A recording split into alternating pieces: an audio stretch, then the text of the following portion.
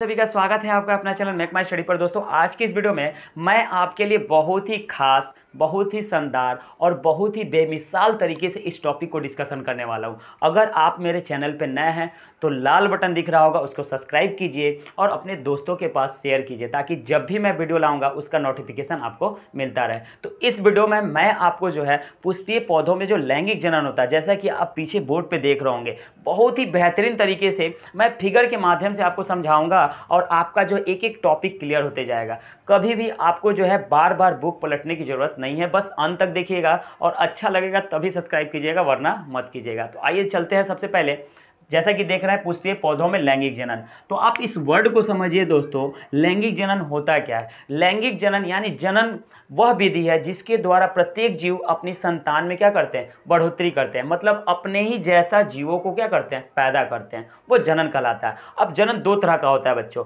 मैंने पिछले वाली वीडियो में डिस्कशन किया हूँ, आप उसको देख सकते हैं, फिर भी कोई बात नहीं, डिस्कशन कर दे रहा हूँ शॉर्ट तरीके में। जनन दो तरह का होता है, एक होता है लैंगिक जिसको बोलते हैं सेक्सुअल रिप्रोडक्शन, और दूसरा होता है अलैंगिक जिसको बोलते हैं असेक्सुअल रिप्रोडक्शन। लैंगिक जनन में क्या होता है दोस्तों? लैंगिक जनन में नर और मादा अलग अलग होते हैं, यानी मेल और फीमेल क्या होते हैं? अलग अलग होते हैं। और जब मेल और फीमेल एक दूसरे से क्या करते हैं? क्रिया करते हैं, और उससे जो है निषेचन की क्रिया होती है और उससे क्या करते हैं? नए जीवों की उत्पत्ति करते हैं। दूसरा अलैंगिक जनन है। इसमें क्या होता है दोस्तों? ऐसे जीव जिसमें नर और मादा एक ही शरीर में हो और उसी से क्या करते हैं? अपने संतान की उत्पत्ति करते हैं। तो ये बेसिक मैंने आपको शॉर्टकट में बता दिया, वीडियो को देख लीजिए, पिछले वाले वीडियो को बहुत अच्छे तरीके से मैंने बताया हूँ। आइए यहाँ इस वीडियो में मैं आपको कुछ बेसिक नॉलेज मैं आपको बताने जा रहा हूं, बस आप ध्यान से सुनिएगा। देखिए दोस्तों, जो पुष्पों का अध्ययन कहलाता है, जो पुष्प के बारे में जो जानकारी एकत्रित करते हैं, उसी को हम लोग बोलते हैं एंथोलॉजी। कई बार ये एग्जाम में क्वेश्चन पूछा गया है कि पुष्पों का अध्ययन क्या कहलाता है, तो अब से याद रखिएगा क्या कहलाता है दोस्तों? एंथोलॉजी। दूसरा पॉइंट है कि जो पौधों में जनन भाग होते हैं, किसी भी पौधे में जो जनन करने का जो गुण होता है वो किस भाग में होता है? तो वो फूल में होता है। फूल ऐसा भाग है जिसमें नर और मादा उपस्थित होते हैं और उसी के द्वारा जो है अपनी संतान की वृद्धि करते हैं। तो आपसे क्वेश्चन पूछेगा कि पौधे में वह कौन सा भाग है जो जनन की क्रिया में भाग लेते हैं? तो देखिए वो फूल है। क्लियर है दोस्तों?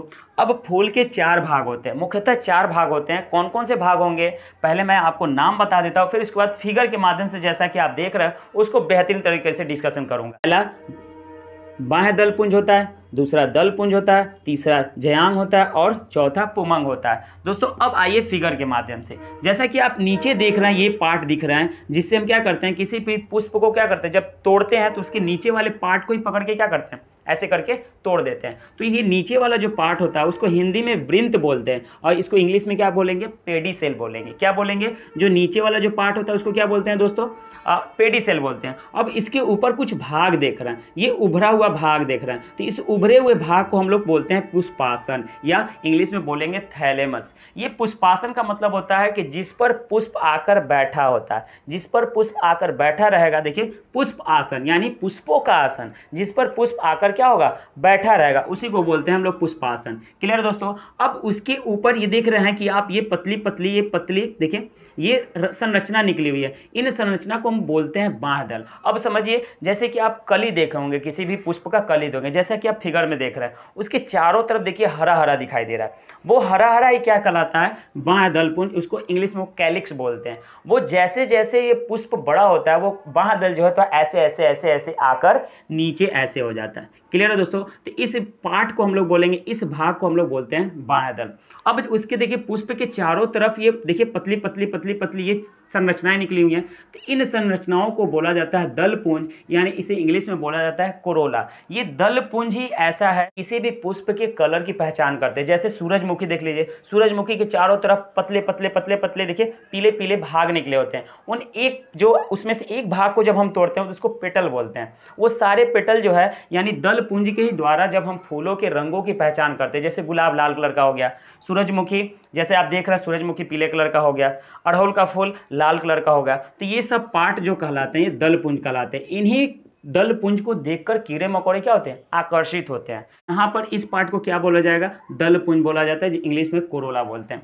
अब इसके बीच वाले पार्ट को आप देख रहे होंगे, जिसको मैंने इसको लाल कलर से कर दिया, ये बीच वाले ही पार्ट को ही हम लोग बोलते हैं जयांग। और जयांग पुष्प का जो है फीमेल पार्ट होता है बच्चों, यही पुष्प का मादा भाग होता है जिसको हम लोग बोलते हैं जयांग। जयांग के बारे में बहुत ही बेहतरीन तरीके से डिस्कशन करूंगा, डीपली में बताऊंगा, ताकि आपसे इससे जो है क्वेश्चन अक्सर पूछा जाता है। तो ये बीच वाले पार्ट को क्या बोला जाता है? जयांग, जिसको इंग्लिश में बोलते हैं गाइनोसियम। क्लियर है? अब देख रहे हैं कि इससे जो है पतली पतली संरचनाएं निकल रही हैं। क्लियर? देखिए, देखो तो बहुत ही बेहतरीन तरीके से, बस आप फिगर देखते रहिए। इनसे जो पतली पतली संरचनाएं निकली हुई हैं, इन पतली पतली संरचनाओं को ही पुमंग बोलते हैं। और ये पुष्प का नर भाग होता है, जिसको हम लोग बोल सकते हैं मेल पार्ट होता है ये पुमंग, जिसको इंग्लिश में बोलते हैं एंड्रोसियम। ये पतली पतली संरचना है। तो इसके बाद मैं आपको जयांग के बारे में और पुमंग के बारे में बहुत ही बेहतरीन तरीके से डिस्कशन करूंगा। अब पहले याद हो गया, नीचे वाले पार्ट को क्या बोलेंगे? पेडिसेल, जिसको वृंत बोलेंगे। देखिए, इसी को डंठल, इसी को हम लोग बोलचाल की भाषा में डंठल बोलते हैं। इसके ऊपर ये उभरा हुआ भाग, जिसको पुष्पासन, जिसको इंग्लिश में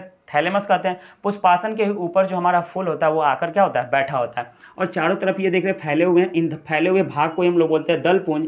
और इसी दलपुंज को देखकर कीड़े मकोड़े क्या होते हैं? आकर्षित होते हैं। और ये बीच वाला पार्ट जो आप दिखाई दे रहा है, देखिए इस बीच वाले पार्ट को ही हम लोग बोलते हैं जयांग। जयांग को इंग्लिश में गाइनोसियम, जिससे ये पुष्प का जो है फीमेल पार्ट होता है। और ये चारों तरफ जो संरचनाएं निकली हुई हैं, देख रहे हैं ये संरचनाएं निकली, इन संरचनाओं को ही बोला जाता है पुमंग। और ये पुमंग जो है पुष्प का मेल पार्ट होता है। तो जब निषेचन की क्रिया होती है, जब परागण की क्रिया होती है, तो मेल पार्ट और ये फीमेल पार्ट ही भाग लेते हैं और तब अपने संतान की उत्पत्ति करते हैं। तो इस आधार पर मैं उम्मीद करूंगा कि आपको जो है पुष्प के पहले जितने भी भाग हैं उसकी जानकारी अच्छे से हो गई। अगर अच्छे से हो गई तो आप स्क्रीनशॉट ले सकते हैं। आइए बच्चों, अब हम चलते हैं पुष्प का जो मादा भाग होता है यानी फीमेल पार्ट होता है और जो मेल पार्ट होता है, उसके बारे में कुछ जानकारी हम एकत्रित कर लेते हैं। फिर उसके बाद हम परागण की क्रिया यानी पॉलिनेशन की क्रिया कैसे होती है बहुत ही बेहतरीन तरीके से जानेंगे। सबसे पहले आइए जानते हैं। देखिए दोस्तों, आप जो ये फिगर देख रहे हैं, ये फिगर जो होता है इसे हम बोलते हैं जयांग बोलते हैं। यानी पौधों का जो मादा भाग होता है यानी फीमेल पार्ट होता है वो जयांग होता है। अब जयांग में 3 पार्ट होते हैं। देखिए, इस सबसे नीचे वाला जो गोलाकार देख रहे हैं, इस गोलाकार भाग को ही हम लोग बोलते हैं अंडाशय, यानी इसको इंग्लिश में ओवेरी बोलते हैं। ध्यान रखिएगा, मैं आपके बहुत ही इजी तरीके से बताने का प्रयास करूंगा ताकि आपको रटने की जरूरत नहीं पड़ेगी। देख रहे हैं कि ये जो पार्ट दिखाई दे रहा है, ये पूरा भाग जो है इसको बोलते हैं जयांग। और ये पुष्प का जो है मादा भाग यानी फीमेल पार्ट होता है। ये सबसे नीचे वाले पार्ट को हम लोग अंडाशय बोलते हैं। यही देखिए, अंडाशय आगे चलकर पतला हो गया है। इस पतले हुए भाग को देखिए, ये पतले भाग को वर्तिका बोलते हैं, जिसको इंग्लिश में स्टाइल बोलते हैं।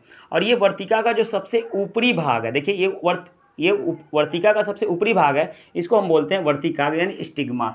इसी स्टिग्मा में जो है परागण की क्रिया होती है। इसी तरह अब आइए हम नर भाग में चलते हैं, जो मेल पार्ट होता है पौधे का। देखिए, ये जो पार्ट आप दिखाई देते हैं, पुष्प में हमेशा देखते होंगे कि पतले पतली रचनाएं निकलते होते हैं। जैसे अड़हुल का फूल देख रहे हैं, वो जो इसमें अड़हुल का जो फीला वाला पार्ट निकला होता है, वो जो बीच जो लंबी रचनाएं आती हैं, ये देखें, ये जो रचनाएं जाती हैं इसको हम लोग बोलते हैं जयांग। और इसे जो छोटे छोटे ये पतली पतली रचनाएं निकलती हैं, इनको हम बोलते हैं, जैसा कि आप फिगर में देख रहे हैं, इनको हम लोग बोलते हैं पुमंग। यानी यही हमारा क्या करता है? ये मेल पार्ट होता है। तो इस आधार पर मैं आपको देखें, पुमंग को जो है 3 भागों में बांट दिया गया। ये जो यहाँ से आप रचना दिखाई दे रहे हैं, देखिए ये रचना जो देख रहे हैं, इसको हम लोग बोलते हैं पुंकेसर, जिसको इंग्लिश में बोलते हैं स्टेमेंस। क्या बोलते हैं दोस्तों? ये जो भाग आप दिखाई दे रहा है आपको, ये है पुंकेसर भाग। और ये जो बॉक्स दिखाई दे रहा है, देखिए बहुत इजी तरीके से बताऊंगा, ये बॉक्स को हम लोग बोलते हैं परागकोश, जिसको इंग्लिश में एंथर बोलते हैं। अब उस परागकोश के अंदर छोटे छोटे आपको दाने दिखाई दे रहे हैं। यही दाना जो है परागकण यानी पॉलीग्रेन्स कहलाता है।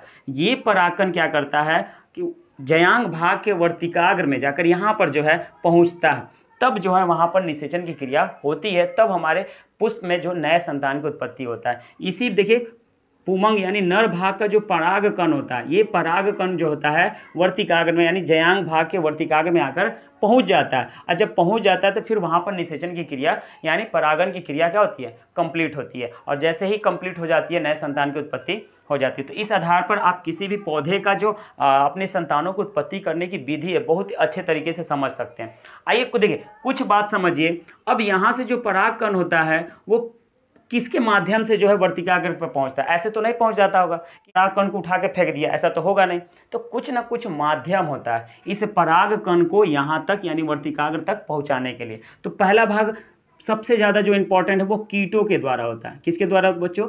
कीट के द्वारा जो है इसका परागन, जब अक्सर देखते होंगे फूल के चारों तरफ जो है छोटे छोटे कीड़े मकोड़े घूमते रहते हैं। अब उसका क्या करते हैं, रस को पीते हैं, फिर उस रस को पीकर दूसरे पुष्प पर जाते हैं, तो उसका कुछ रस जो है वो दूसरे पुष्प के वर्तिकाग्र पर आकर मिल जाता है, फिर वहां पर उसकी निषेचन की क्रिया क्या होती है, शुरू हो जाती है। तो पहला कीट के माध्यम से। दूसरा होता है बच्चों, दूसरा जब हम फूल तोड़ते हैं तो मनुष्य भी क्या करता है, परागन की क्रिया में भाग लेता है। यानी जब हम पुष्प तोड़ते हैं, यानी जब हम अड़हुल का फूल तोड़ते हैं, कोई भी फूल तोड़ते हैं, एग्जाम्पल में अड़हुल का लीजिए, जैसे हम अड़हुल का फूल तोड़ते हैं तो उसका जो पीला वाला पार्ट होता है कुछ हाथ में लग जाता है, फिर हम दूसरे पौधे पे जाते हैं, जैसे ही उसके पुष्प को तोड़ते हैं तो वो पीला वाला पार्ट का कुछ भाग उसके वर्तिकाग्र में क्या होता है, गिर जाता है, तो वहां पर निषेचन की क्रिया होगी। तीसरा पक्षी के द्वारा भी होता है। बहुत सारे पक्षी जो है किसी पुष्प का क्या करते, उसका रस जो है जाकर अपना भोजन करते हैं, यानी रस को पीते हैं, तो उस आधार पर पक्षी के द्वारा भी परागन की क्रिया होती है। चौथा जल के माध्यम से होगा। तो इस आधार पर जो है पौधों में परागन की क्रिया क्या होती है। अब परागन क्या होता है तो मैं आपको नेक्स्ट वीडियो में बहुत बेहतरीन तरीके से समझाऊंगा। छोटा छोटा समझिए बच्चों, ताकि आपको बर्डन ना हो, ज़्यादा याद करने की कोशिश मत कीजिए, बस वीडियो को देखिए और उसके बाद एक बार, जब एक बार ना याद हो तो दो बार क्या कीजिए, देख लीजिए, बस उसके लिए आपको ज़्यादा टेंशन लेने की जरूरत नहीं है। फिर से एक बार देख लीजिए, ये जो पार्ट दिखाई दे रहा है इस पूरे भाग को हम जयांग बोलते हैं, और ये पौधे का जो है मादा भाग होता है, यानी फीमेल होता है। अब इस जयांग में भी 3 भाग होते हैं। एक अंडाशय होता है जो नीचे वाला भाग, ओवरी जिसको बोलते हैं, ये अंडाशय आगे जाकर पतला हो गया, इसको वर्तिका बोलते हैं, इसी को स्टाइल बोलते हैं। वर्तिका के सबसे ऊपरी वाला सिरा इसको वर्तिकाग्र यानी स्टिग्मा बोलते हैं। उसी तरह पुमंग भाग होता है, यानी पौधों का जो नर भाग होता है, मेल पार्ट होता है, उसमें भी 3 भाग होते हैं। जो यहाँ से ये पतली रचनाएं देख रहे हैं इसको पुंकेसर बोलते हैं, यानी स्टेमेंस। ये गोलाकार जो रचना दिखाई दे रही है इसको देखिए, ये गोलाकार रचना दिखाई, इसको हम लोग परागकोश यानी एंथर बोलते हैं। इस परागकोश के अंदर जो परागकण होता है, यही परागकोण, ये छोटे छोटे जो दाने दिखाई दे रहे हैं, यही छोटे छोटे दाने जो है पौधों में जो है, ये देखिए यहाँ से ऐसे ऐसे ऐसे ऐसे ऐसे इसे उड़कर यहाँ पर आ जाता है। अब इसको लाने में ये चारों माध्यम बनते हैं। तो इस आधार पे आप पौधे के जितने भी भाग थे उनको अच्छे से समझ गए। अगर समझ गए होंगे तो आप स्क्रीनशॉट ले लीजिए। अब फिर उसके बाद मैं आपको परागन कैसे होता है, बहुत सारे पौधे क्या करते हैं, एक अपने ही पुष्प में अपने ही पुष्पों को क्या करते हैं, यानी अपना ही परागकण अपना ही पुष्प के वर्तिकाग्र में क्या करते हैं, गिरा देते हैं, तो वहाँ भी परागन होता है। कुछ पौधे क्या करते हैं, अपना परागकण किसी दूसरे पौधे के ऊपर गिरा देते हैं। तो इन सभी बातों को मैं नेक्स्ट वीडियो में डिस्कशन करूंगा। तब तक के लिए जय हिंद दोस्तों।